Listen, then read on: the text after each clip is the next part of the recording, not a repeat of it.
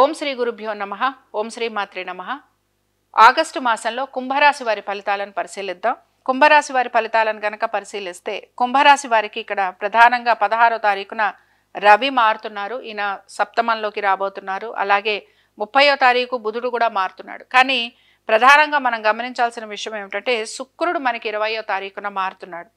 కుంభరాశి వారికి శుక్రుడు చాలా వరకు మంచి ఫలితాలను ఇస్తుంటాడండి. అయితే ఈయన ఏం చేస్తున్నాడంటే షష్టంలోకి రావడం వలన ఆర్థిక పరమైన విషయాలలో ఒక రకమైన కన్ఫ్యూజన్ని క్రియేట్ చేస్తూ ఉంటాడు. అంటే ప్రతిదీ మీ ముందరే ఉంది, ప్రతిదీ మీకు కనపడుతూ ఉంటుంది. కానీ ప్రతి విషయంలోనూ కూడా 1కి 10 సార్లు ఆలోచన చేయాల్సిన పరిస్థితులు, ప్రతి విషయంలోనూ కూడా ఏదో ఒక కన్ఫ్యూజన్ ఉండటం, అలాగే మీరు కోరుకున్న విధంగా అందులో ఫలితాలు రాకపోవటం, ఈ మూడు కూడా మీకు కొంత నిరాశనైతే కలిగిస్తూ ఉంటాయి. సో శుక్రుడు మారటం అనే దాన్ని చాలా పాజిటివ్గా తీసుకోవట్లేదు. అయితే మీరు కనుక రుణ ప్రయత్నాల కోసం ప్రయత్నిస్తుంటే ఆ విషయాలలో మీకు సానుకూలత అనేది కనపడుతూ ఉంటుంది. స్త్రీల వలన మీకు ఏదైనా సహాయ సహకారాలు కావాలి అనుకుంటే అందులో కూడా మీకు అనుకూలత అనేది కనపడుతుంది. అయితే ఇవన్నీ కూడా కొద్దిగానే ఉంటాయన్నమాట. ఇవేవి చాలా పెద్ద రిజల్ట్స్ ఇవ్వవు, కొంచెం చిన్న చిన్న రిజల్ట్స్ని ఇస్తూ ఉంటాయి.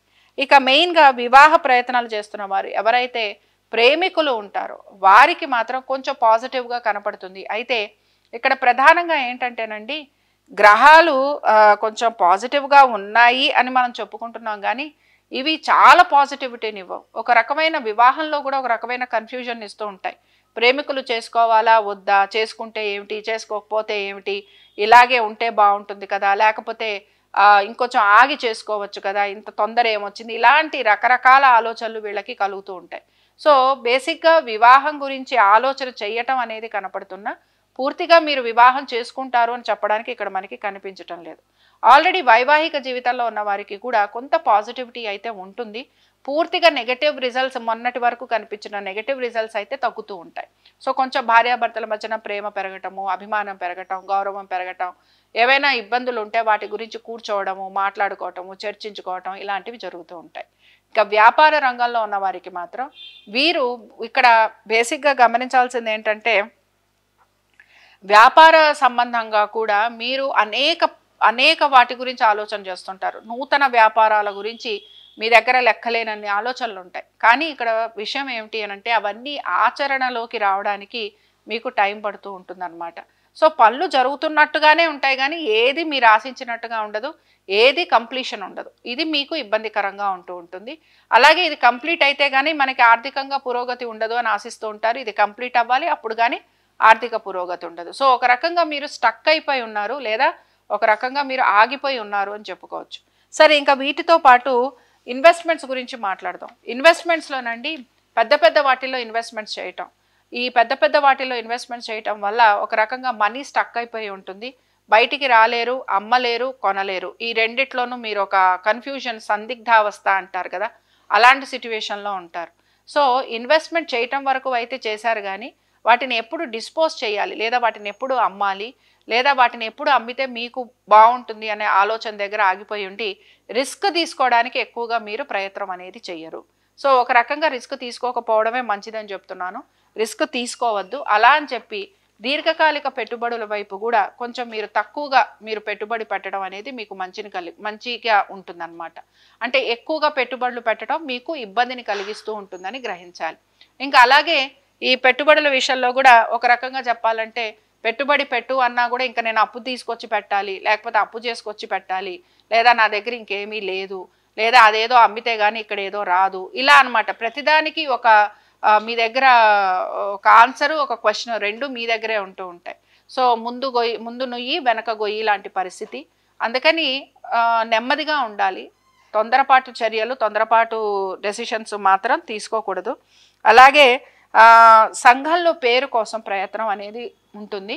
దీంతోపాటు గౌరవం పెరగాలి, నన్ను గుర్తించాలి, నన్ను ఆదరించాలి, నన్ను అభిమానించాలి, ఈ ఆలోచన మీలో ఎక్కువగా ఉంటూ ఉంటుంది. ఒకరెవరో కమెంట్ చేశారు, మీరు సైకియాట్రిస్టా లేకపోతే ఆస్ట్రాలజరా అని. ఆస్ట్రాలజర్కి సైకియాట్రిస్ట్కి చాలా డిఫరెన్స్ ఏంటి తెలుసా అండి? సైకియాట్రిస్ట్ దగ్గరికి వెళ్ళి మీ ప్రాబ్లం ఏంటో చెప్పాలి. ఆస్ట్రాలజర్కి మీ జాతకం ఇస్తే చాలు, చక్కగా వాళ్ళు అనలైజ్ చేసి చెప్పగలరు అనమాట. సో కాబట్టి కుంభరాశి వారు మాత్రం మిమ్మల్ని నలుగురు గుర్తించాలి అని ఒక తాపత్రయంలో ఉంటారు. అలాగే ఆ తాపత్రయంలో మిమ్మల్ని మీరు ఎక్కువగా శ్రమకి గురవుతూ ఉంటారు, ఎక్కువగా ఆలోచన చేస్తూ ఉంటారు. సో ఒక రకంగా చెప్పాలి అని అంటే ఏంటంటే మీరు సంఘంలో పేరు ప్రతిష్టల కోసం, గౌరవం కోసం, అలాగే మీ గుర్తింపు కోసం మీరు ఎక్కువగా కష్టపడుతూ ఉంటారని చెప్పుకోవచ్చు. దీంతో పాటు కోర్టు వ్యవహారాలు ఏవైతే ఉన్నాయో ఇవన్నీ కూడా మీకు కొంత మీరు పట్టుదలతోటి విజయం సాధించాలి అనే ప్రయత్నం అయితే మీలో ఉంటుంది. తప్పనిసరిగా విజయం సాధించేందుకే మీరు ఎక్కువగా ప్రయత్నం అనేది కూడా చేస్తూ ఉంటారు.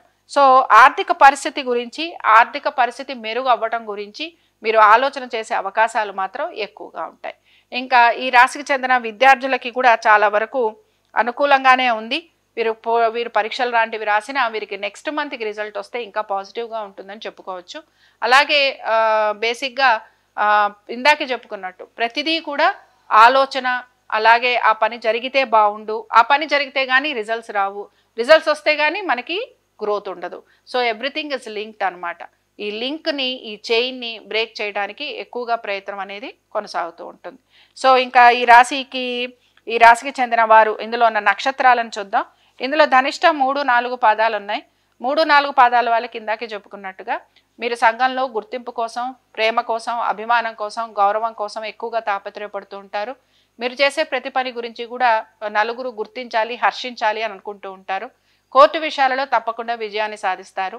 అయితే ఏ విషయం అయితే మీరు చెప్పాలనుకుంటున్నారో, ఏ విషయం గురించి మీరు ప్రస్తావించాలనుకుంటున్నారో దాన్ని మీరు ధైర్యంగా ప్రస్తావించడానికి, దాని గురించి చెప్పడానికి మొహమాటం అనుకోండి, లేదా మీ యొక్క మొహమాటమనే అనుకుందాం, లేకపోతే కొంత చెప్పలేని పరిస్థితులు అనుకుందాం, ఇలాంటివి మీకు కనపడుతూ ఉంటాయి.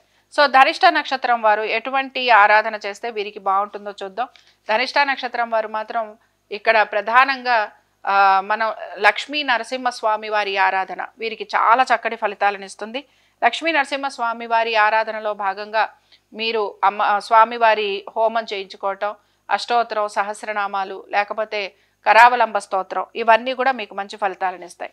శతభిష నక్షత్రం వారు ఎటువంటి పరిహారం చేయాలి? రాహుకాలంలో శనివారం రోజున వీరు నువ్వులు, మినుములు దానం ఇవ్వటం, అలాగే నవగ్రహాలకి సంబంధించిన స్తోత్ర పఠనం చేస్తూ ఉండటం. దీంతో పాటు పూర్వభాద్ర 1, 2, 3 పాదాల వాళ్ళు ఉన్నారు. పూర్వభాద్ర 1, 2, 3 పాదాల వాళ్ళకి ఆర్థికంగా చక్కటి పురోగతి చూపిస్తోంది. ఆశించిన విధంగా మార్పులు చేర్పులు కూడా కనపడుతున్నాయి. అందుకని పూర్వభాద్ర నక్షత్రం వారు కొంచెం ప్రశాంతంగా ఉంటారు. కానీ ఇందాక నేను చెప్పిన విషయాలన్నీ కూడా వీరికి కూడా కొంతవరకు వీరు కూడా దీనిలో ఎఫెక్ట్కి గురవుతూ ఉంటారు. సో పూర్వభాద్ర నక్షత్రం వారు మాత్రం తప్పనిసరిగా గురువారం రోజున ఉపవాసం ఉండటం, దత్తాత్రేయుడి ఆరాధన చేయటం, దత్తాత్రేయుడిని దర్శనం చేసుకోవటం, ఇవి వీరికి చాలా మంచి ఫలితాలను ఇస్తాయని గమనించవచ్చు. ఇవి కుంభరాశి వారి ఫలితాలు. శుభం.